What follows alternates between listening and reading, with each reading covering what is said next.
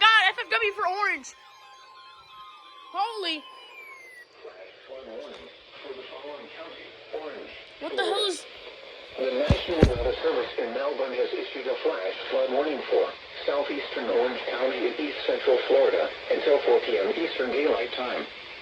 At 2:30 p.m. Eastern Daylight Time, Doppler radar indicated thunderstorms producing heavy rain across the warned area.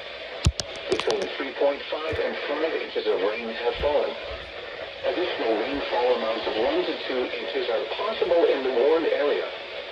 Flash flooding is ongoing or expected to begin shortly. Hazard: flash flooding caused by thunderstorms. Source: radar.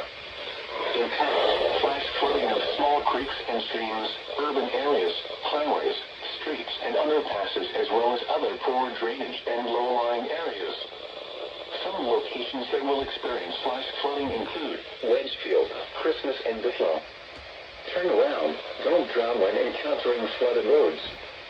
Most flood deaths occur in vehicles. Repeating, a flash flood warning has been issued until 4 p.m. Eastern Daylight Time for the following counties: Orange, Florida;